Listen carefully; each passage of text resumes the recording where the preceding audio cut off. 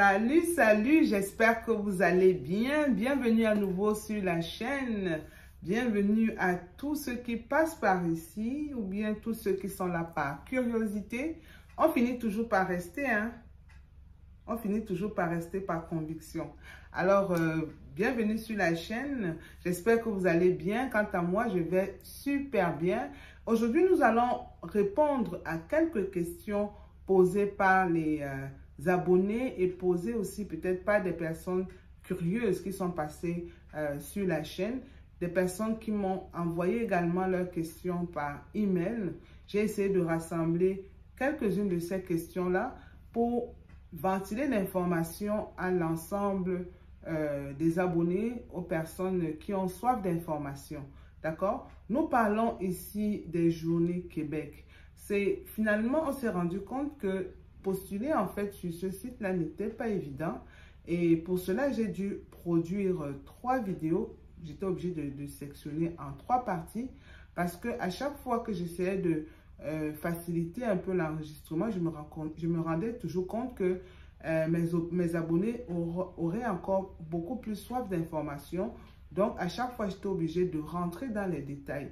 Donc, ce qui fait que j'ai créé une partie 1, partie 2, partie 3. Dans la partie 1 de la vidéo, comme vous le savez, ça parle beaucoup plus de l'inscription, comment s'inscrire sur le site, choisir les offres et surtout avoir son code CNP, le code de profession. D'accord? Et maintenant, la partie 2, c'est comment adapter le CV et la lettre de motivation à l'offre. Bon, ici, il y a eu pas mal de questions aussi, hein, parce que quand je parlais d'adapter le CV, en fait, il y a des questions qui ont fusé. On va essayer d'y répondre. On va essayer de répondre à chacune de vos préoccupations pour clarifier pour tout le monde. Et maintenant, la partie 3. La partie 3, en fait, montre comment postuler effectivement. Et à ce niveau également, je vous tends la main si jamais vous avez besoin d'aide pour la rédaction de vos CV et de vos lettres de motivation. Parce que ici aussi, étant donné que nous sommes en pleine recherche d'emploi, ben, ce sont des documents dont personne ne peut s'y passer. On en a besoin, CV et lettres de motivation. Et je vais faire une autre vidéo sur les CV et les lettres de motivation en me basant sur des faits. Parce que quand je vais vous dire que les gens ne rédigent pas les lettres comme il faut, vous pensez peut-être que c'est une hérésie ou bien je raconte du n'importe quoi. Mais je vais demander à certaines personnes si ces personnes aimeraient bien que je parle de leur CV. C'est vrai que je ne vais pas mentionner leur nom, mais ce sera une façon pour moi de vous montrer comment corriger ou bien comment améliorer la rédaction de votre CV canadien ou la rédaction de votre lettre de motivation. Parce que plusieurs de ces abonnés-là, malheureusement, sont en train de voir leurs offres rejetées. De toutes les façons, ce n'est pas encore l'objet de la vidéo. On va parler des offres rejetées plus tard. Et puis, pour le moment, on va se concentrer sur les questions à répondre. Avant de continuer, je vais me présenter. Je suis Charlie Djendé. J'ai immigré au Canada il y a de cela 10 ans. Et ça me fait plaisir de créer cette chaîne pour divulguer massivement les informations sur l'immigration. Donc ici, je parle beaucoup plus de l'immigration canadienne. OK. Donc, mon rôle, c'est vraiment d'édifier les personnes à travers des informations filtrées, triées et surtout bien sélectionnées pour vous, pour être sûr que vous ne vous déroutez pas. D'accord? Alors, si c'est la première fois que tu passes par ici et que ma thématique te plaît, parce qu'en dehors de l'immigration, on parle aussi de développement personnel pour élever le mental, on parle aussi d'entrepreneuriat et on parle aussi d'argent, le nerf de la guerre. On ne peut pas immigrer sans argent. Même si vous êtes recruté par un employeur qui paye tout pour vous, il y a quand même des choses qui seront de votre responsabilité. Vous aurez quand même à sortir de l'argent de vos poches. OK? Ou bien, une fois rendu sur le territoire, il y aura sûrement des choses pour lesquelles vous aurez besoin. Donc, voilà. Donc, on a toujours besoin d'argent dans le cadre de l'immigration. Ne vous laissez pas surprendre, s'il vous plaît. Alors, sans plus tarder, on va aller tout de suite avec la première question. Et j'aimerais aussi voir d'autres questions. Si jamais vous avez d'autres questions, laissez-les en commentaire. Abonnez-vous massivement sur la chaîne, partagez et surtout, laissez des commentaires. D'accord? Si vous avez quelques réponses aussi à des questions, si vous voulez challenger mes réponses, vous pouvez le faire dans le commentaire. Vous savez, chez moi, tous les coups sont permis. Et puis, voilà, moi j'accepte si jamais vous avez raison. Je vous dis tout de suite que vous avez raison. Et puis, on passe à autre chose. Ok, sans plus attendre, on va y aller avec la première question. Alors, merci madame. Pour postuler à plusieurs offres, comment doit-on procéder avec la lettre de motivation? Je demande surtout pour savoir ce qu'il faut mettre à la place du destinataire, puisqu'en général, c'est le nom de l'entreprise qui s'y trouve. Quand il faut postuler à plusieurs offres, il faut adapter votre CV ou votre lettre de motivation à cette offre. Et surtout la lettre de motivation, parce que le CV en lui-même va rester au niveau du profil, mais la lettre de motivation doit être adaptée à chaque fois que vous postulez à des offres différentes. D'accord? Donc, ça veut dire quoi? Vous prenez l'offre, vous regardez les compétences, vous voyez si ces compétences correspondent véritablement à votre profil, à ce que vous êtes, à votre expérience professionnelle. Vous triez ces compétences-là, vous choisissez bien ces compétences-là et ce sont ces compétences que vous allez remettre dans une lettre de motivation pour expliquer à l'employeur pourquoi est-ce que vous postulez à son offre. Et là, vous allez adapter la lettre de motivation en fonction de cette entreprise-là en mettant à l'attention des ressources humaines de tant entreprise. Il y a par exemple l'entreprise Leclerc que j'ai repéré là-bas. Vous pouvez mettre à l'attention des responsables des ressources humaines de l'entreprise Leclerc, par exemple. OK? Donc, à chaque fois que vous voulez postuler, pour la lettre de motivation, vous devez adapter votre lettre de motivation à l'offre en fonction de l'entreprise.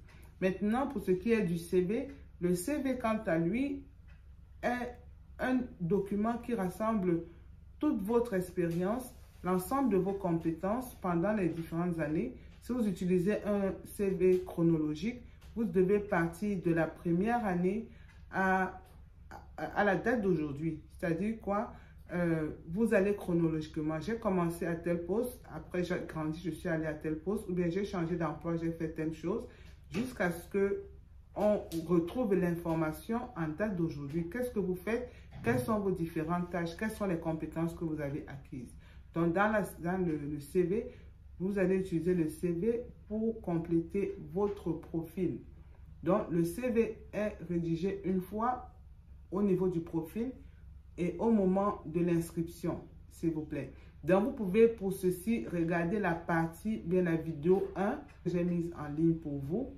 Comment est-ce que vous pouvez rédiger votre CV? D'accord? Tout est là. Comment rédiger le CV, comment rédiger la lettre de motivation et comment remplir son profil. Tout est là, partie 1 de la vidéo. J'ai un peu extrapolé par rapport à cette question. C'était pour vous fixer. J'espère que je n'ai pas perdu plus d'un parmi vous, mais c'est vraiment comme ça que vous devez procéder. Alors, merci beaucoup, madame, pour vos explications bien détaillées. Je voudrais savoir si, après le remplissage de la lettre de motivation, il y a une autre procédure pour être sûr qu'on a bel et bien postulé.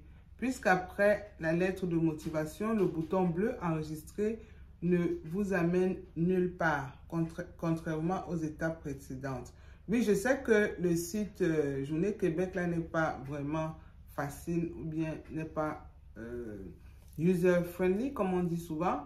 Mais il y a une vidéo, la partie 3 de la vidéo que j'ai postée, qui vous montre les étapes sur comment mettre votre CV dans le profil, rédiger votre lettre de motivation et l'envoyer à l'employeur. Et maintenant, confirmer vos inscriptions et recevoir le message comme quoi votre candidature a bel et bien été déposée. Dans la partie 3 de la vidéo que j'ai postée, vous permet de savoir exactement si votre candidature a été au moins reçue par les Journées Québec. Oui. Donc, allez regarder la vidéo, partie 3, et ça va vous montrer les étapes et vous confirmer à quel moment est-ce que votre candidature est acceptée ou bien comment cheminer sur le site au moment de remplir ces informations.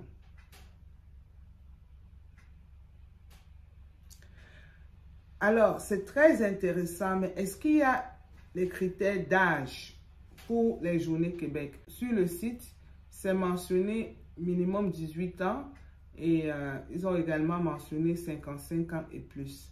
Donc, je suppose que si vous avez au moins 18 ans, vous pouvez déjà postuler. Et même si vous avez plus de 55 ans, c'est toujours possible. Même si on sait qu'après 50 ans, généralement, c'est difficile. Mais avec les Journées Québec, c'est possible. Donc, ça va dépendre des entreprises parce que de toutes les façons, ce sont les employeurs qui savent exactement ce dont ils ont besoin dans leurs entreprises. Donc, si vous avez 55 ans et plus, c'est toujours possible. Ils n'ont pas mis d'âge limite. Ils n'ont pas mis d'âge limite. Ils ont mis de 18 à 55 ans et plus. Voilà. OK. Alors, salut une nouvelle fois, madame, s'il vous plaît. Est-il impératif de postuler essentiellement avec un CV canadien? Sachez que ceux qui souhaitent vous recruter sont des Canadiens. Ils ont leur façon à eux de bâtir leur CV. C'est vrai qu'on appelle CV canadien, mais c'est le CV au format canadien. Ça doit être très simple, c'est un document simple qui n'a pas besoin de certaines informations personnelles parce qu'on veut donner la chance à tout le monde d'être sélectionné. On n'a pas besoin qu'on oriente nos candidatures ou bien qu'on oriente notre sélection ou bien qu'on influence les recruteurs. Ils n'aiment pas ça. Alors, le CV doit absolument être au modèle canadien. Absolument. Et si vous ne savez pas comment rédiger un CV au modèle canadien, s'il vous plaît, allez regarder ma vidéo sur comment rédiger un CV canadien et une lettre de motivation. Je vous ai tout donné sur ma chaîne. OK? Allez regarder, c'est très important. La deuxième question, il dit, le site demande 5000 mots environ. Donc, est-il possible de faire plusieurs CV? Étant donné qu'on a plusieurs offres, ou est-il aussi possible de faire plusieurs lettres de motivation? Donc, je vais clarifier une fois de plus ici. Pour les Journées Québec, au moment de l'inscription, il y a la partie profil. Au niveau du profil, vous devez à la fin télécharger votre CV canadien. Et ce CV canadien-là décrit votre parcours, vos compétences, votre niveau d'éducation, vos loisirs et peut-être les références que vous allez présenter plus tard. OK? Donc, le CV est unique et c'est au niveau de votre CV que vous devez également chercher un code CNP qui prouve votre type d'emploi. Parce que ici, on ne veut pas recruter n'importe qui. Pour les Journées Québec, on a juste, je pense, 4 domaines. On a le génie, tout ce qui touche le génie mécanique, électronique et whatever, électricité et tout. On a le génie, on a les services administratifs, on a l'informatique et on a fabrication et usinage. Donc voilà les 4. Il faudra que votre profil corresponde à l'une de ces catégories-là. Donc, si vous ne correspondez pas à l'une de ces catégories, malheureusement, vous ne pouvez pas être accepté. Et chacune de ces catégories-là a un code. Et vous le savez. Et je vous ai montré également à la partie 1 comment chercher le code CNP. Donc, utilisez la même procédure. Écoutez ma vidéo, partie 1, pour retrouver votre code CNP. C'est ce code-là que vous allez mettre sur votre CV avant de le télécharger ou bien de le téléverser au niveau du profil. Donc, pour ça, vous avez juste un seul CV. Maintenant, au niveau de la lettre de motivation, quand vous postulez, ok, il y a un petit cadran, un petit carré qui vous demande d'envoyer une lettre de motivation par rapport à cette offre-là à l'employeur indiqué. Alors, vous devez en ce moment-là adapter votre lettre de motivation, ok, à cet employeur. Vous ne pouvez pas envoyer une seule lettre de motivation quand vous postulez à plusieurs différents postes. D'accord? Donc, pour les employeurs, pour leur lettre de motivation, vous devez adapter la lettre à chaque fois par rapport à l'offre. Donc, vous allez sûrement changer les compétences à chaque fois. Chaque fois, vous exprimez sur pourquoi est-ce que vous postulez pour cette entreprise-là, qu'est-ce qui a attiré votre attention, qu'est-ce que vous pouvez apporter à cette entreprise. Oui, à ce niveau, vous devez absolument adapter votre CV. Maintenant, je reviens encore au niveau du profil parce que au niveau du profil, en dehors du CV que vous devez télécharger, il y a également un cadran qui vous demande la lettre de motivation. La lettre de motivation, normalement, correspond à la lettre qui est adaptée au CV original que vous avez déposé. Parce que le premier CV décrit votre parcours, qui vous êtes aujourd'hui, quel type d'emploi vous avez aujourd'hui. Pourquoi est-ce que vous souhaitez participer aux Journées Québec aujourd'hui? Qu'est-ce que vous allez apporter aux différentes entreprises pour lesquelles vous allez postuler? Donc, c'est un CV qui doit avoir à peu près 5000 mots, selon le site. Mais si vous n'êtes pas capable de faire 5000 mots, vous n'allez pas inventer les mots, d'accord? Ou bien vous n'allez pas rajouter des choses qui n'ont pas de sens. Écrivez votre lettre de motivation normalement et puis vous copiez et vous collez simplement dans le cadran indiqué. D'accord? Donc, au niveau du CV, j'espère que c'est clair. Un seul CV pour le profil, une lettre de motivation qui cadre avec votre profil en fonction de votre réalité actuelle. Et maintenant, quand vous remplissez les offres, vous remplissez les offres en fonction de votre profil parce que, par exemple, si vous êtes, je prends un infirmier, d'accord? Un infirmier qui décide de postuler pour les Journées Québec. Il va rédiger son CV en tant qu'infirmier, son expérience professionnelle en tant qu'infirmier, son éducation, son niveau d'éducation atteint en tant qu'infirmier, ses loisirs, ainsi de suite. C'est ce qu'il est au moment où il décide de postuler. Quel est le code CNP du Canada qui correspond à son type d'emploi? C'est ce code-là que vous allez mettre dans le CV original, le CV que vous allez déposer dans votre profil. Maintenant, au niveau de la lettre de motivation qui va toujours en droite ligne avec ce CV-là, quelles sont les compétences qu'il a acquises pendant ces années, ces expériences de travail? Qu'est-ce qu'il a appris à faire? Qu'est-ce qu'il peut apporter aux différents employeurs pour lesquels il va postuler? Donc, ce grand CV de 5000 mots doit résumer ses compétences en tant qu'infirmier. C'est juste un exemple que je vous donne.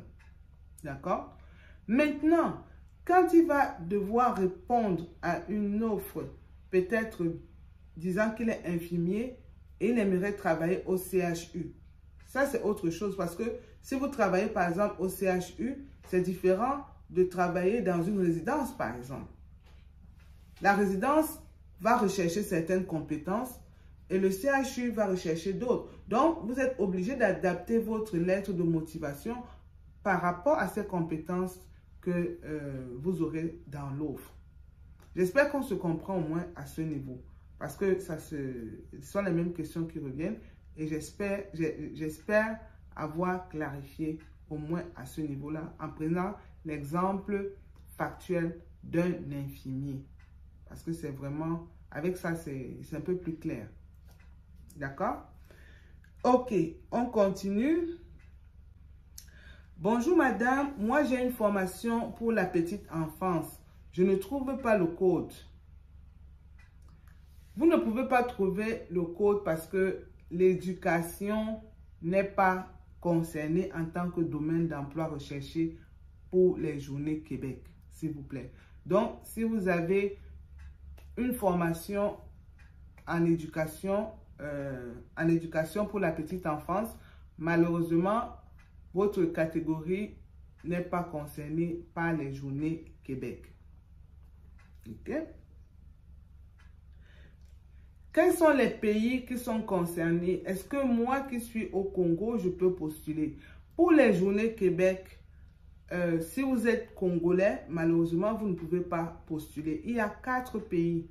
Cameroun, Togo, Bénin, Côte d'Ivoire. Maintenant, si vous êtes résident de ces 4 pays-là ou citoyen de ces 4 pays-là et que vous habitez hors de vos différents pays, vous gardez forcément votre nationalité, à moins que vous n'ayez perdu votre nationalité. Si vous avez perdu votre nationalité, ok, vous ne pouvez pas postuler. Mais si vous avez gardé votre nationalité et que vous vivez hors de votre pays, vous avez toujours la possibilité de postuler. C'est la raison pour laquelle je dis, ceux qui sont par exemple rendus au Canada avec leur visa visiteur peuvent également postuler s'ils sont camerounais, ivoiriens, togolais ou béninois. Parce qu'ils n'ont pas perdu leur citoyenneté. Et en postulant, si jamais vous avez la chance que votre candidature soit retenue, les entrevues se font en ligne. D'accord? Donc, quel que soit l'endroit où vous êtes, vous pouvez passer en entrevue et vous n'avez pas de problème. Vous n'avez pas besoin d'être là en présentiel, c'est-à-dire être en personne. Parce que si vous êtes en ligne et que vous êtes joignable, vous êtes connecté, vous pouvez passer votre entrevue si vous êtes accepté, si vous êtes sélectionné. D'accord? Donc, vraiment, pour les journées Québec, il n'y a que 4 résidents ou citoyens de pays qui sont acceptés, ou bien qui sont concernés par les journées Québec. Les autres Africains subsahariens, malheureusement, ne sont pas concernés. J'espère que c'est clair.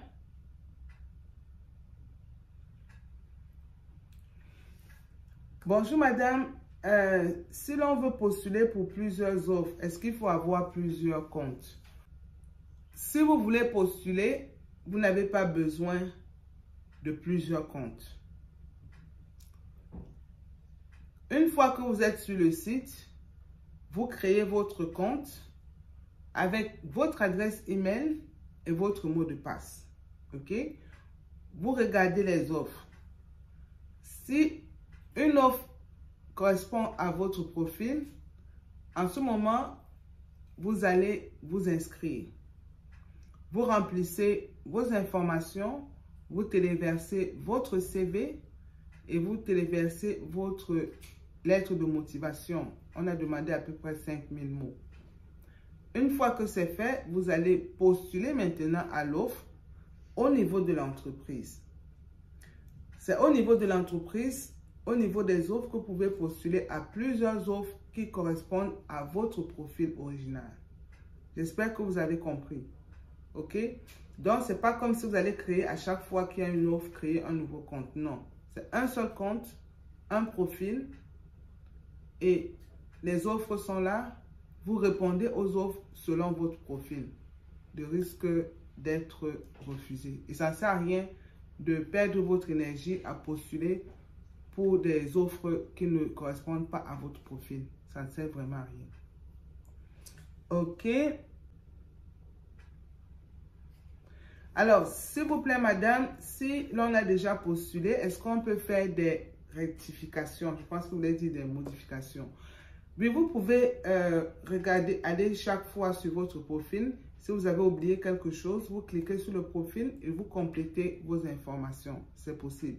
Et même avec sur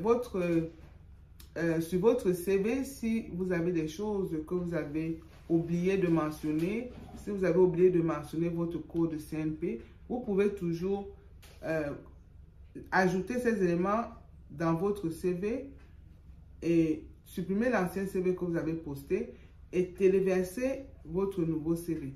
Donc, vous pouvez faire des modifications sur votre profil à chaque fois. Tant que vous n'avez pas postulé définitivement à une offre, vous pouvez toujours faire des changements. Mais une fois que vous avez postulé et que votre candidature a été au moins acceptée, en ce moment, vous ne pouvez plus faire de changements. Ce sera déjà parti. OK?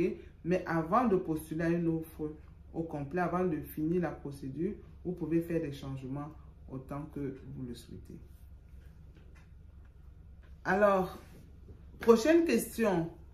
Bonjour madame, je voudrais savoir si après l'inscription, quand on est sélectionné, est-ce que si on est marié avec un enfant, on part seul ou on part avec la famille? Sachez qu'ici, vous êtes recruté dans le cadre du travail, d'accord?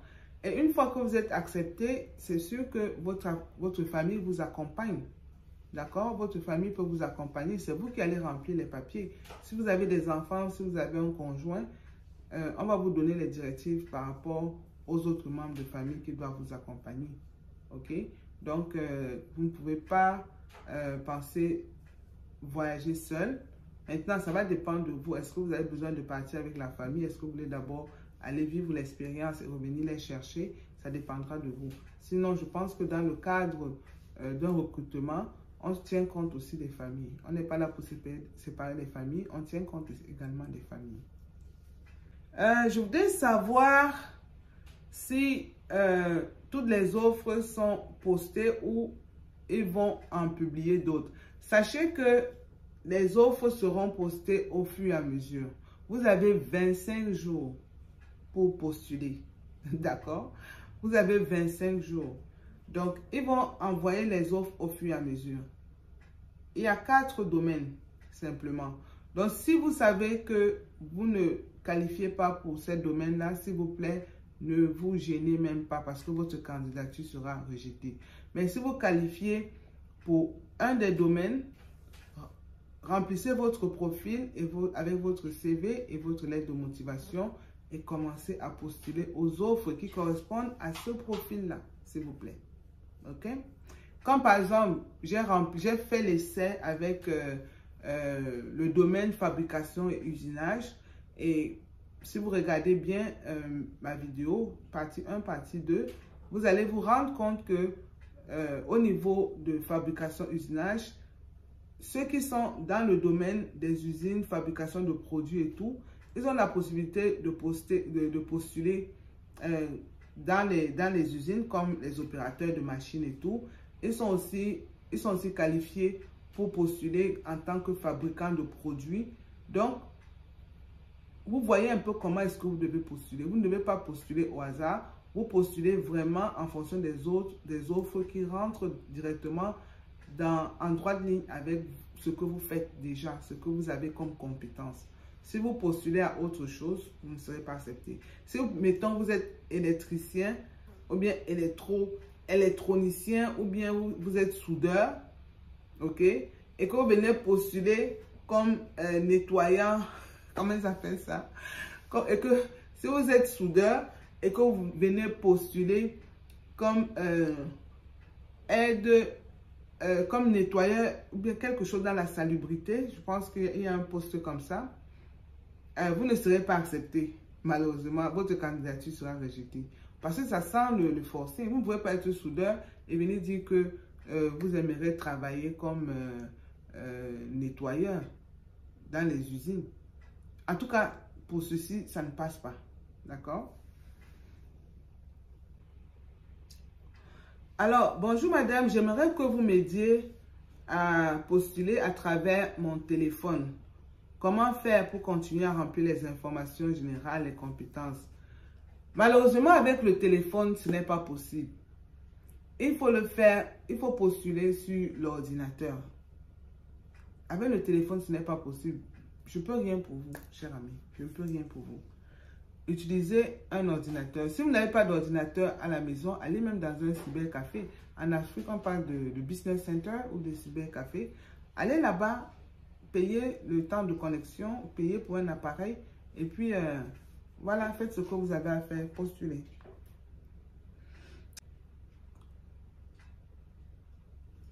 Alors, je vais prendre cette dernière question et pour éviter que la vidéo soit longue.